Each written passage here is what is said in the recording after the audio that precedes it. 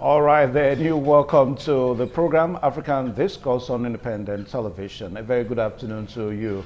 My name is Evan Sunokugi. Well, when we talk about Donald Trump in the past few months now, it's something that is been so much about African issues, and the way Donald Trump has always reacted and said things about Africa as a continent has been so disturbing. Now, recently, we understand that he has said that the United States of America is not going to be at the G20 summit, which is intended to start on Saturday. That's only 22nd of this month of November through to the 23rd. That's just a one-day summit in Johannesburg in South Africa.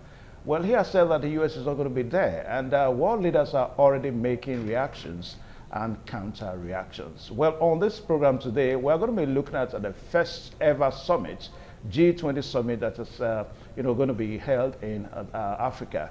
And we understand that when we talk about the G20 now, we're talking about a group of some 20 nations of the world. And it is an international forum that brings together the world's leading economies to discuss global economic issues. And it consists of 19 countries and the European Union, and they're representing about 80% of the world's GDP and two-thirds of the population. Then also we understand that the G20 summit aims to promote global economic growth, stability, and cooperation, addressing issues like trade and investment, and also addressing issues like financial regulations and also climate change, among other issues there. Issues of development are also discussed when it comes to the G20. Now, the nations that make up the G20 are Argentina, Australia, Brazil, Canada, China, France, Germany, India, Indonesia, Italy, Japan, Mexico, and Russia. And the others are Saudi Arabia, South Africa, and South Korea, Turkey, United Kingdom, and the United States, and also European Union. So these are the 20 countries that make up the G20. Well, unfortunately enough, Nigeria is not among, but for the fact that the African continent is there, and also South Africa is also there, I think when we begin to talk about the G20 now, whatever happens to the African continent, then of course it will spill over to Nigeria. So on Saturday, there's going to be the G20 summit in South Africa. Now, how will Africa as a continent benefit from this now? What does it hold for the African continent? That's what basically we're going to be talking about today on the program African Discourse. And to look at all these issues with us today, we are so privileged to have a guest. Ahmed Mamodu is going to be joining us virtually this afternoon all the way from Houston. That's the United States of America. He's going to be joining us. Anyway, let's quickly see how some of the issues are now. Talking about the G20 summit, some of the information that we are following. We understand that Donald Trump has reacted that he's not going to be there, and it has to do with the white supremacist movement, that has to do with land ownership and all that, the Africans' issues in South Africa. So he has said that he's not going to be there, that the U.S. is not going to be represented at the G20 summit. And the president of South Africa, Cyril Ramaphosa, has also made a counter reaction that it is the loss of United States of America if America is not going to be at the G20 summit. Then also, there is also this other narrative, that comes from South Africa. Some South Africans are reacting that South Africa cannot host the G20 summit because of issues there and all that. We understand that some parts of Johannesburg is going through some underdevelopmental issues and all that. So for a country like that to be having those issues and thinking of hosting the G20 summit is questionable. Remember, I told you that when we talk about the G20 now, we're talking about countries, 20 countries, 20 countries in the world, economic superpowers of the world coming together to be together as a group. Well, later on, we're going to be looking at some other issues as it relates to the information that we need to gather. But quickly, let us welcome our guest on the program this afternoon, Mr. Ahmed Mamodu, who is joining us virtually from Houston, all the way from United States of America. Mr. Ahmed Amamodo, good afternoon. Good morning, Evans. I greet you and I greet all the viewers and everybody over there in the studio. Thank you for having me on the show. Okay, you're welcome. Now, Nigeria may not be part of the G20, but for the fact that it resides in a continent that is fully represented when we talk about the G20, obviously, whatever happens, to the G20 somehow will snowball into our developmental space as a country. But away from that now let us look at South Africa hosting the G20 this year, 2025 edition of the G20. Now, how do you see it? What's, at the end of the day, what do you think is going to come out from the hosting? Again, thank you for having me and giving me the opportunity to share some of my thoughts on this issue. So your question is, what do I think is going to happen with the hosting by South Africa of the G20? I believe you've laid a robust foundation for the discussion. There are 20 powerful countries of the world who make up the G20, including one bloc, the European Union. And now they've added a second bloc, which is the African Union. So what has happened now is that Africa is represented twofold through the African Union and through South Africa's membership of the G20. Now, as it relates to South Africa hosting the G20, what has happened is that because of the focus on South Africa, some of the issues, particularly about urban development and the challenges for resettlement of the people who are likely to be affected by urban renewal projects, so that the hosting of the G20 is successful, has created the awareness that there's a housing crisis in South Africa. What is that housing crisis? There are government blocks, apartment complexes, blocks of flats, so as we call them in Nigeria, high-rise buildings, over 100 of them, that are not just abandoned, they've been completely left to the whims and caprices of gangs that are now in control of all these properties. And so these gangs have hijacked them and they are using them as centers for either crime, for theft, for drug trafficking, etc., prostitution, and so on and so forth.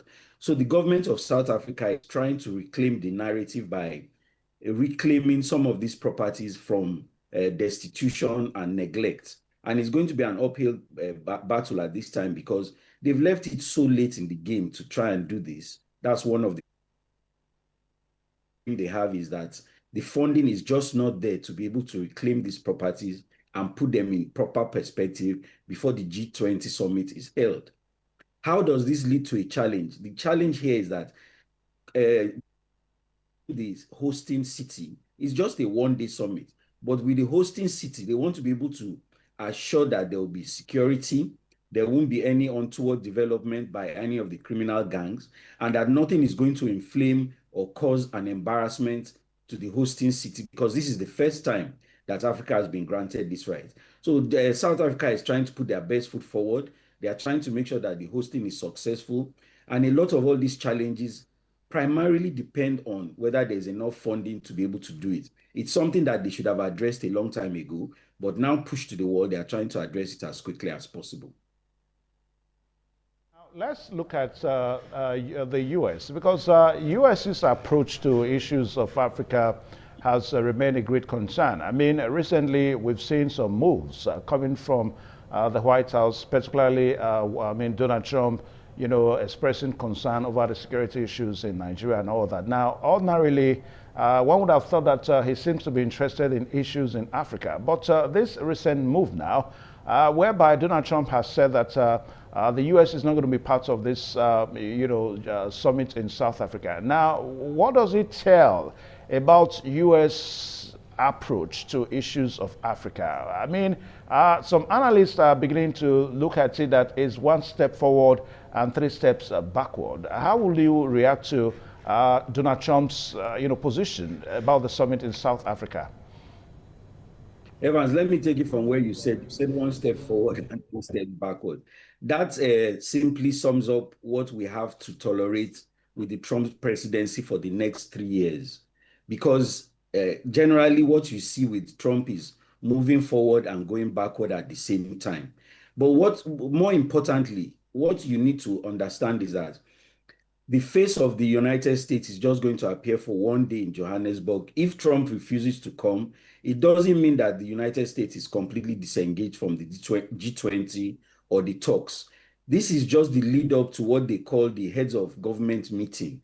So there's a lot of background work that is going on. And whatever it is that Trump says, America cannot afford to either ignore South Africa, it cannot afford to ignore Africa, and of course, it cannot afford to ignore the G20. All that they are simply doing is trying to promote themselves to the Africa dependent on the West than it is on the East. Now, what you are seeing is the American response to the East's growing influence in Africa through infrastructural development, financial commitments, aids to Africa, etc., etc. You are witnessing a time where the West is declining in power, and at the same time it is declining, the East is rising in power. When you say the East, we are talking of the Asian tigers, of course, we are talking of China, etc., etc. China's imprint in Africa cannot be ignored.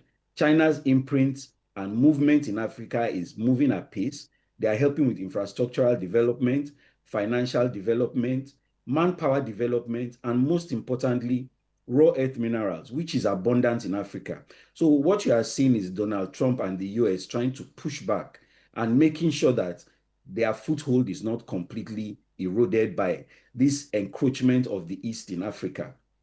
And how are they doing this? Not just through bluster, they are doing it through threats. You saw how he came out the other day and threatened Nigeria with military action.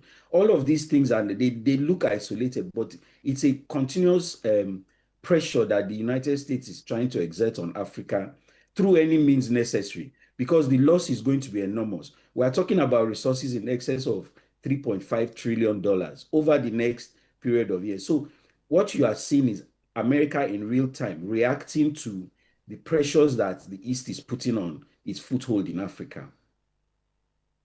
When Donald Trump has said it now, he is tying America's absence now to the recent land use policies in South Africa, whereby the white Africans, the white Africans minority in South Africa, are being deprived to land ownership, according to Donald Trump. That's the reason why he's saying that U.S. is going to boycott this G20 7. But some analysts are of the opinion that this seems to be more personalistic rather than, because when we're talking about G20 now, we're talking about nations of the world. Don't you think that Donald Trump may be a little bit, maybe personal in this whole absence of U.S. from the G20? It's more of a personal vendetta, don't you think so? Yes, I do agree with your analysis that it's more of a personal vendetta. And this is something that has been very unfortunate with the Trump presidency. He personalizes everything. If you look at even what is currently going on in local politics, a lot of his allies have turned against him over one issue or the other, and they are generally personal. But how does he relate to a personal thing as it relates to his relationship with South Africa and Africa? The issue is he has always had a dim view of Africa. He has always had a dim view of the race, the black race. Let's call it spade a spade. His documented history of not just racist comments, but even racist actions as it regards to Africa and Nigeria. He famously called Nigeria a country of, I don't even want to repeat that word, but going beyond that, rather than engaging diplomatically, what you find with a Trump presidency is personal attacks.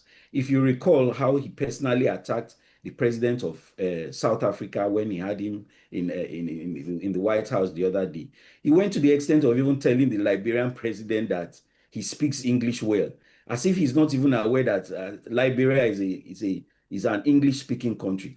So what you are seeing is not just the personal approach that Trump has, which is sometimes very caustic, very buffoonish, very undiplomatic, but it now comes down to a point where he wants all the world leaders to come to him and seek approval from him before making their decisions, which a lot of African countries are pushing back. Nigeria is pushing back. South Africa is pushing back. A lot of the Sahel countries are pushing back. They are saying that we are independent, sovereign countries who will make decisions in our best interest. Let us not also ignore the fact that recently a lot of these countries have been moving towards the BRICS countries. And the financial movement means that the stranglehold that the United States has had on the world through the dollarization of the world economy is gradually slipping.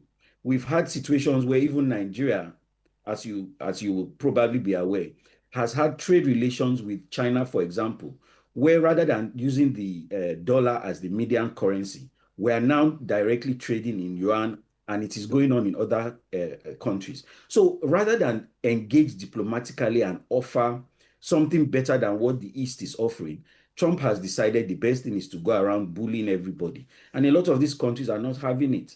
We are going to assert our independence. We are going to assert our sovereignty. And you are going to see more of this as it keeps on going. And hopefully, sooner than later, he will come to an understanding that this is not going to fly. We need to be engaged as partners, not as underdogs. Okay. All right. So the program is still Africa Discourse on Independent Television, and our special focus this afternoon is looking at the G20 summit, whereby South Africa is going to be hosting the world. G20, great nations of the world, made up of 20 countries, superpowers in terms of political power and, of course, economic powers of the world. So they're going to be in South Africa, in Johannesburg on Saturday. It's just a one-day summit, Saturday, Sunday of this month of November 2025.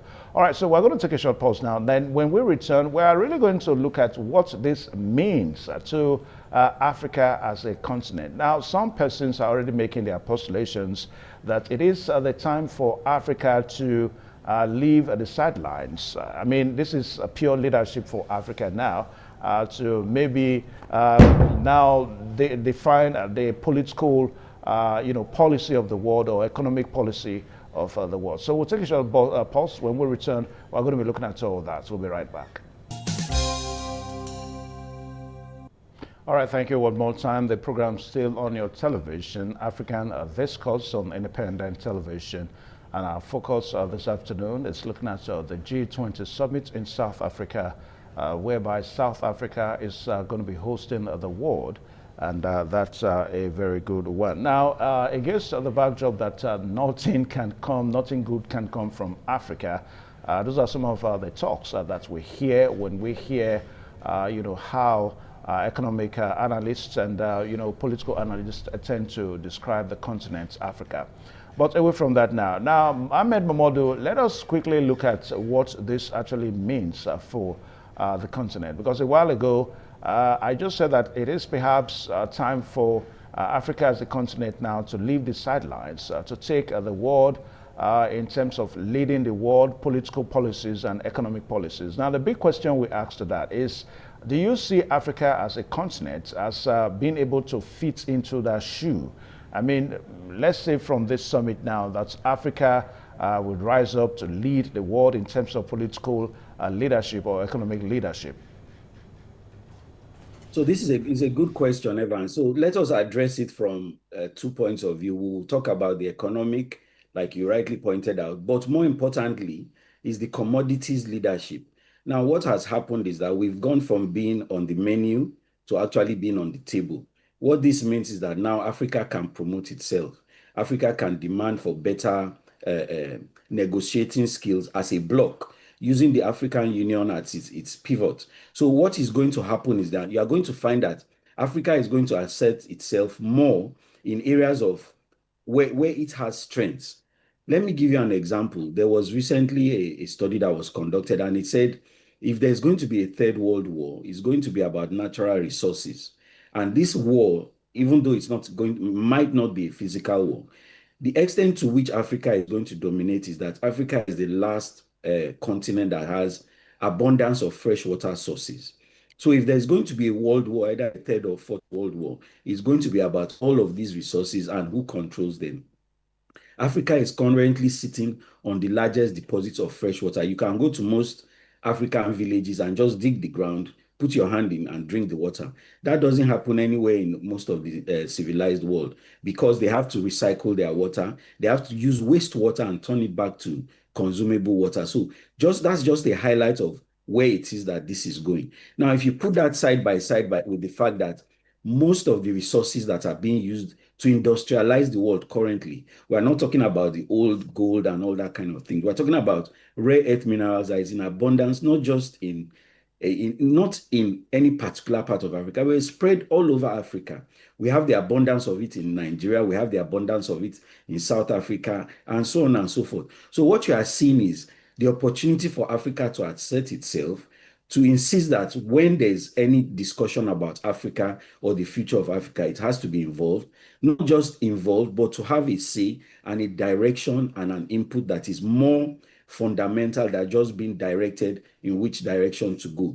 Now, this is going to happen in ways that we had previously not seen happen. Africa is going to be part of a global economy that is going to be robust and is going to open up the whole of Africa to negotiations with former superpowers on a level, on a one-on-one level, not on a master-slave level, but on a one-on-one level where they have to come diplomatically, they have to come open-handed, they have to come sincerely, because there is the counter of the East, there's the counter of the Asian tigers, there's the counter of China, who is going to be watching and going to say, look, if they offer you this, we are going to offer you Z. If they offer you A, we are going to offer you B. And that is the level that Africa is going to be. We now have access to global finance. We have access to some of the loans that have been outstanding back from colonial days. We even have access to renegotiate some of these loans. So it's a whole vista of things. It's impossible to sit down and enumerate everything. But what needs to be taken away is that a new dawn has come. Our voice will be heard, not as underdogs, but as equal partners who have something to bring and something important to say. This is perhaps not the first time that we are having Africa as a continent meeting the world. I mean, most times we see the UN General Assembly, like the last one, whereby United Nations celebrated 80 years anniversary. Now, some African countries, most African countries, I should say, were there. Nigeria was there, represented by the Vice President. Now, most times when Africa as a continent and maybe its countries go to, a forum whereby they meet other nations of the world, you hear of debt relief and all that. Now, most analysts are not too comfortable with that. And perhaps you may also want to agree with us on this program today that the superpowers of the world are not too comfortable with that. Now, what I'm trying to say is that whereas you hear, superpowers of the world, giving advancements that they have made in terms of economic advancements on the global scale and all that. But on the other side, you hear African nations pleading for debt relief and all that. Now, I want you to look at that vis-a-vis what seems to be a major problem to the continent now. I mean, we talk about the trade imbalance in Africa today. I mean, recently we saw Donald Trump coming in as the U.S. president, how imports tariffs, being increased from certain percentage, shooting above 15-18% for African nations. So with all of these countries, with all of all these issues, do we see Africa as a continent taking something out at the end of the day after this summit? So one thing that cannot be overemphasized is that with these emerging economies, particularly with the strength of the commodities that we are bringing to the table, it gives us a lot of leverage. It gives us a lot of bargaining power. How we choose to use that bargaining power and how we choose to leverage on some of these advantages is what is going to have to challenge the minds of the African elites.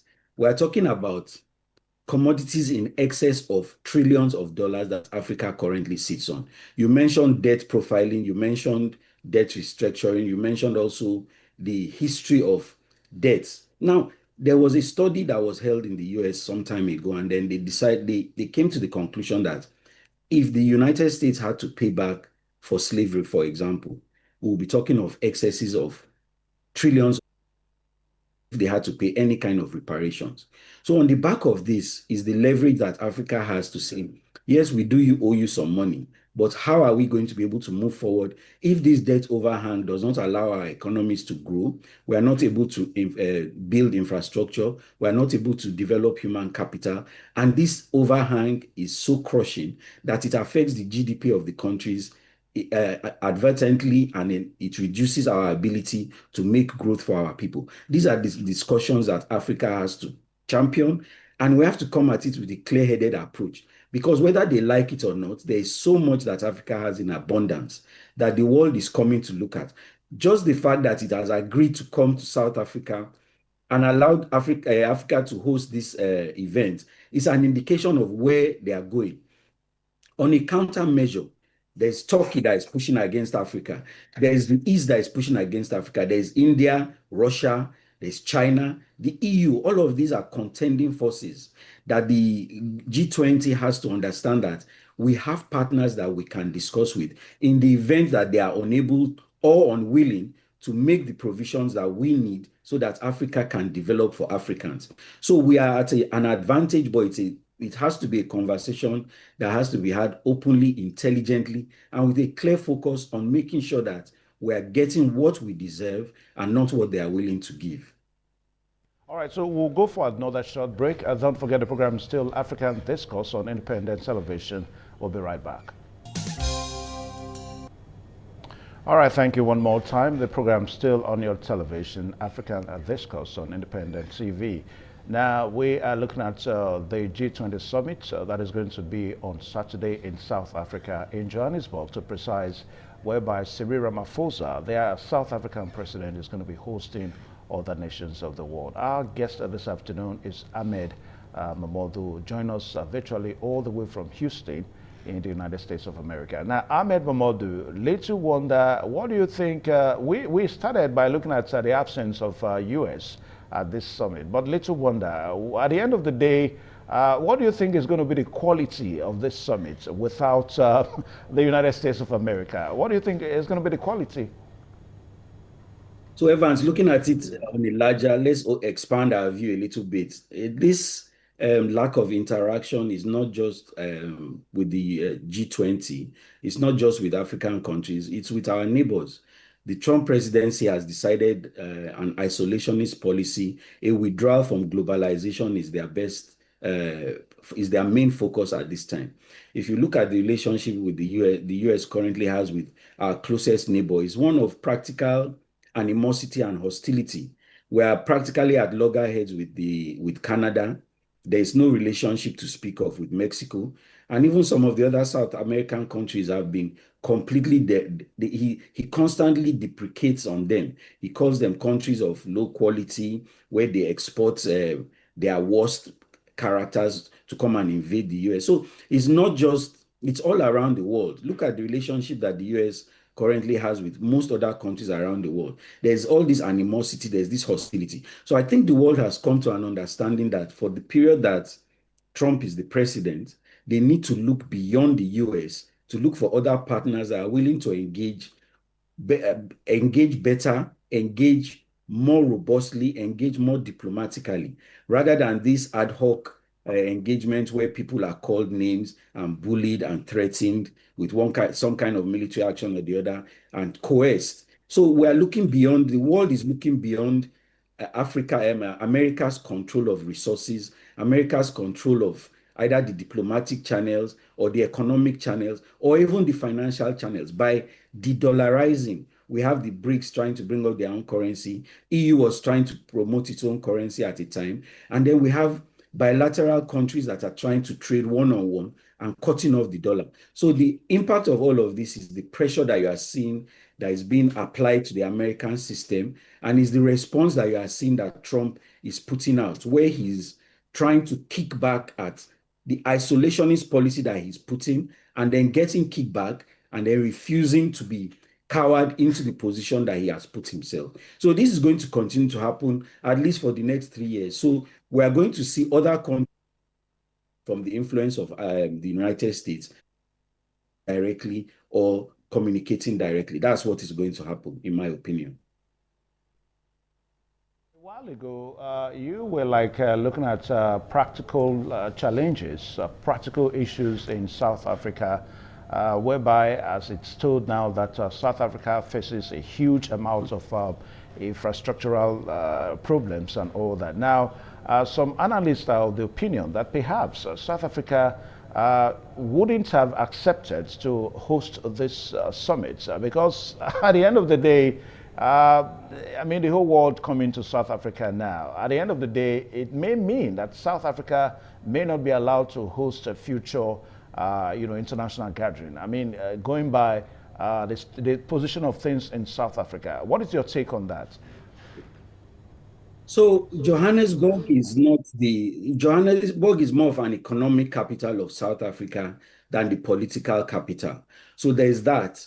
And then there's also the fact that there's no country in the world that is completely isolated from having this kind of infrastructural challenges, housing challenges. If you even come to the United States, there are cities in America where, for example, if you go to New York, there's the Bronx, that's a slum area. But when you are hosting something on this level, there's the dual challenge of not just projecting your country, but using that opportunity for infrastructural development. So what is going to happen is that the world is going to come to South Africa, and a lot of the challenges that South Africa has is going to be highlighted, and it's going to give them the opportunity to discuss with other partners in ways to develop some of these infrastructural deficits. So it's a two-pronged approach. South Africa, yes, has a housing problem. Yes, they do have infrastructural problem. But as they invite the world to come and see, they are also going to tell the world that these are the opportunities that are available to you if you want to come and invest. Now, imagine if one of the Asian tigers, for example, let's say Taiwan, decides that they want to invest in the infrastructure or the housing development. Because like I pointed out earlier, we're talking about over 100 housing developments that have been taken over or have been completely abandoned, but they are in the city center. They are very economic, they are very strategically placed. They are also an avenue for development. So it's a two-pronged approach. And I believe that South Africa is going to use this opportunity, not just to showcase the opportunities that they have, the challenges that they have, but to be better for it. If you remember when Brazil wanted to host even just the World Cup the other time, they had to develop the slums, they had to develop a lot of areas. So it's not a challenge that is unique to South Africa or any part of the world. It's something that happens across the continent, but the governments must be seen to be doing something and be using that opportunity to develop the country. All right, so we understand that 2 years ago, 2023 to precise, India hosted the G20 summit, and India is also going to be at this summit. So I don't know, but analysts are perhaps of the opinion now that the hosting of the G20 somehow brings some economic relief and all that. So would we want to say on this program this afternoon that I think right from 2, 3 years or 5 years down the record now, India's economy, their political, space and all that seems to have improved. So is it in any way connected to hosting the G20? Well, in terms of the fact that it highlights whatever the investment opportunities are, and it attracts foreign investors, there is also the showcasing of what is possible in an economy. Now, one thing we need to keep on emphasizing, Evans, is that we have what is known as a youth boom. Africa has the largest population of the growing population. It has the largest population of the youth population. All these things are domiciled in Africa. If you recall, a lot of Western countries, they warehouse or they outsource a lot of their international operations, voice operations, let's be specific, voice operations, internet operations, out of office operations in Africa. They do it for Kenya, they do it for India, they do it for Turkey, etc., etc. So as Africa becomes more and more attractive for some of these investment destinations, you are going to see an improvement in the lives of the Africans who are involved in these areas.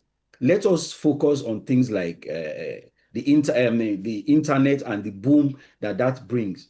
A lot of outsourcing is going on. A lot of outsourcing is going on, not just in Nigeria, it's going on in different parts of Africa. So this is going to be South Africa's opportunity to showcase the talent it has, the youth boom it has, the infrastructural development required for it to be a good partner in development, and then to even depopulate a lot of other developed economies. So there are even economies in the world who are developed, for example, Italy, that has a population growth that is almost depressing its own growth. And there are opportunities for them to diversify, for them to come out and build outside of their country. So this is an opportunity, yes, for South Africa to showcase what is available, what people can come and invest, and how they can make investments possible for themselves and for the people who will come in. Okay. Now, a while ago, we ran through the members' countries of this G20, and we saw that Nigeria is not directly a member, except the fact that Nigeria is part of a continent that is a member, that's Africa now. But if you look at some nations that are members, take for example, you have Argentina, Australia, Brazil.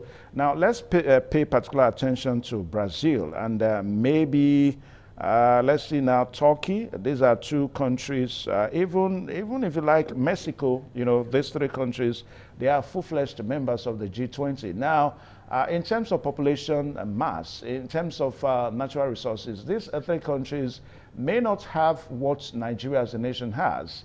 Now, what are we going to suggest for our country, Nigeria, to be a direct member of the G20? I mean, if we have nations like Brazil, like Turkey and Mexico being direct members, Nigeria is not, direct member. So what are we saying about Nigeria?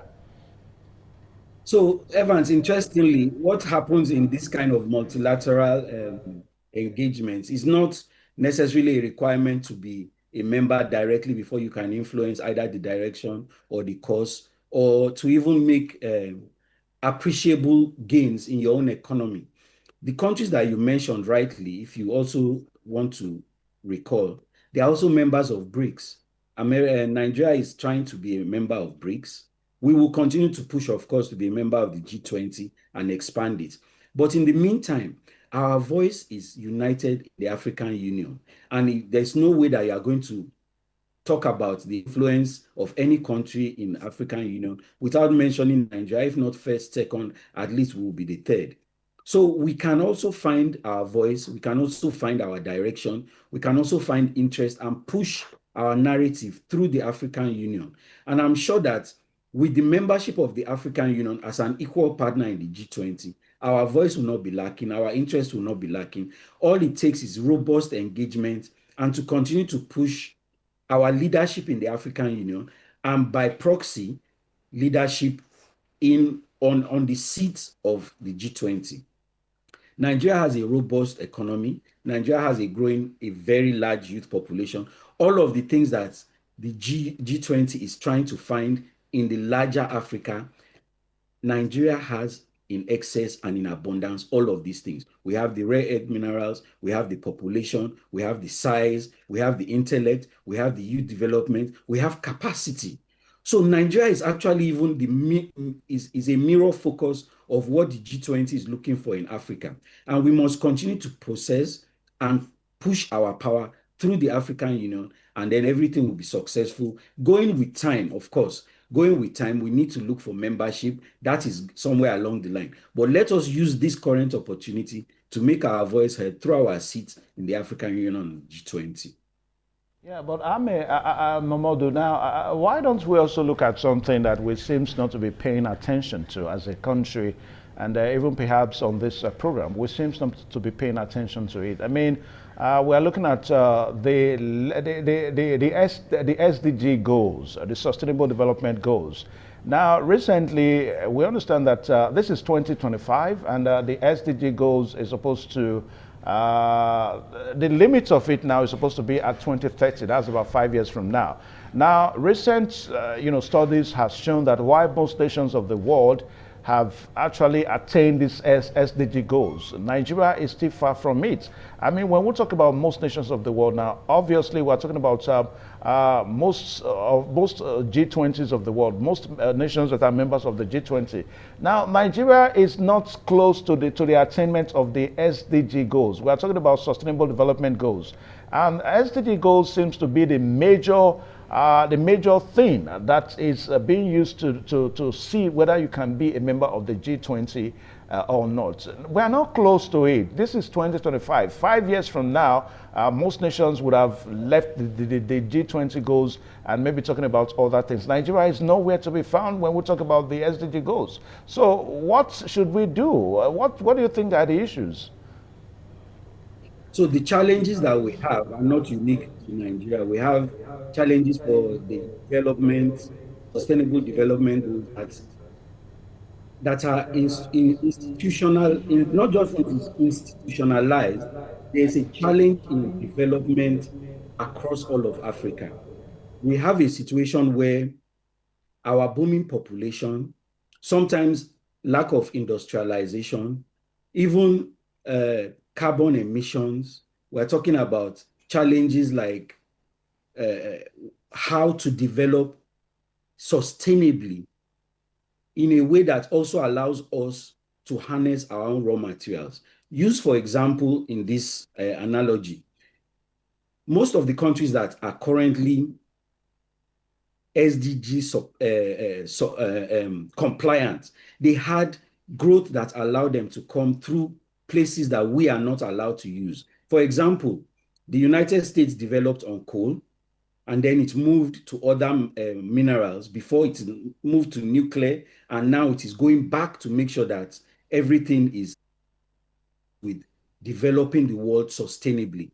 We cannot just jump leapfrog from where we are to where they are without getting some kind of transfer of knowledge, transfer of technology. And they are withholding a lot of these things. So these are conversations that we have to continue to have. These are conversations that this kind of platform allows us to have with other countries and tell them that, look, we are falling behind, but we need your assistance, not just financially, infrastructurally. We need your clean technology that will help us to grow and will help us to attain sustainability that will allow us to be members competing on an even scale with other members of the country. Nigeria has a lot of work to do. We have 5 years to catch up. I don't see us doing it, but I see us being on the path of sustainability if we engage through the EU, which is currently our seat, and make sure that these goals are continuously are highlighted by by the current administration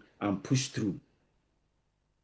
Talk about the current administration, but some analysts are of the opinion that the current administration seems to be focused more on how to retain, power. I mean, the 2027 presidential election. You take 2027 from 2025, that's about 2 years from now, and that is perhaps going to be just 3 more years to the time limit of the 2030 Sustainable Development Goal year. So my fear, and perhaps the fear of some analysts, is that Nigeria may not even be there. You may have said that some of the factors that would have enabled Nigeria to attain these SDG goals are being hoarded by developed nations. But you and I know that most of the issues are self-inflicting. Self-inflicting is that from the way things are back home, Nigeria seems not to be on the right track. Nigeria seems not to even be moving towards making,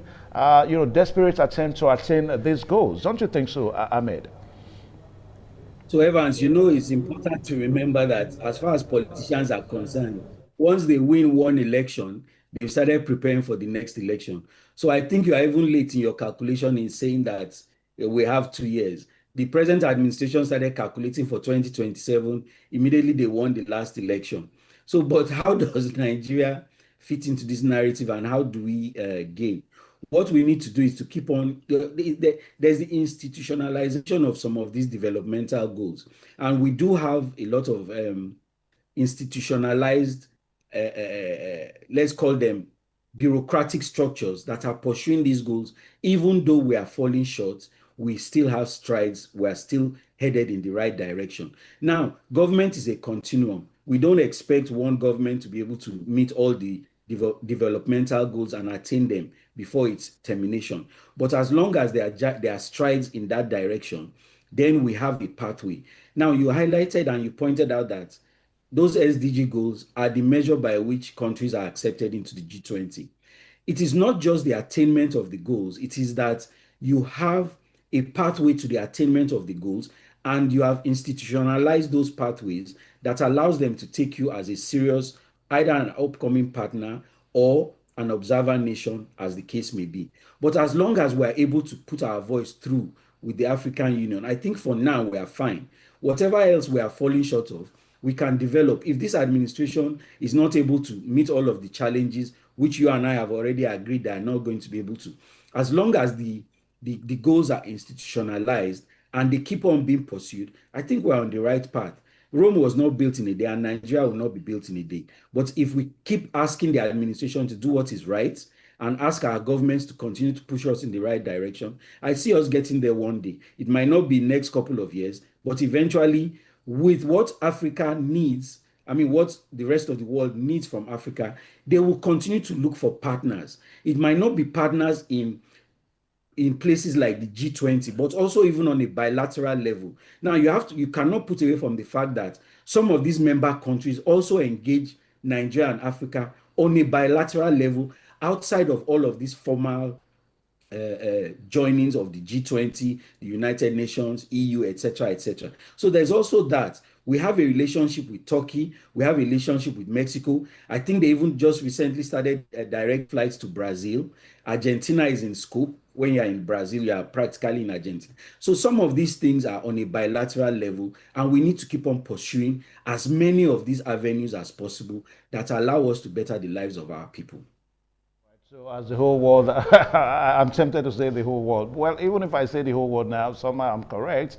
But as the G20, come to Africa, to South Africa. So what are your parting, words? What do you think as a continent we need to watch out for as this summit holds on Saturday? So this is very interesting. What are we going to be able to take away from this summit? We need to be able to let the world know that we are finally on the table, and this table, we are going to ask for our own share. We are not going to be apportioned what they think is necessary for us.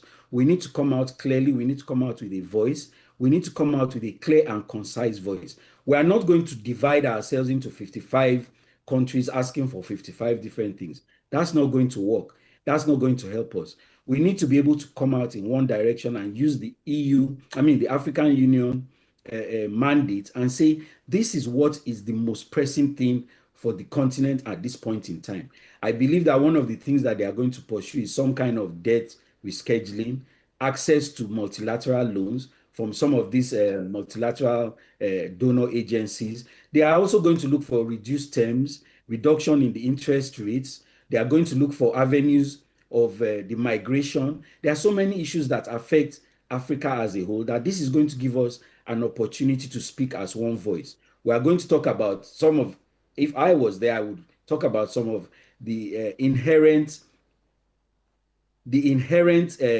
problems that Africa has had as a result of colonialism. So some of these are conversations that need to be had in a robust fashion. But more importantly, I think at this initial juncture, because All this is right, going so to be I an want to say annual thank thing. you, Ahmed.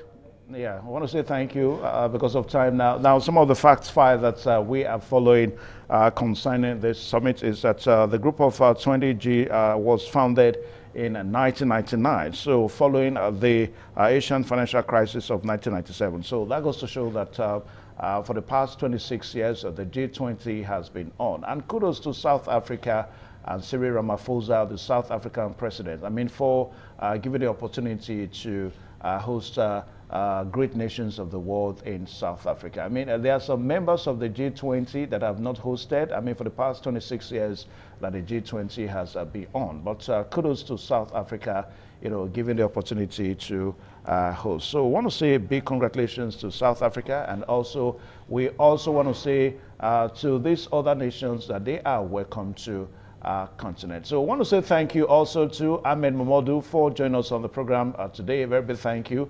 Your contributions have been so educating. Thank you so much for the program. Well, this is where we end the program today, African Discourse on Independent Television. Until same time next week when we return with another topic and with another guest. My name is Evan Sunokugi. Good afternoon.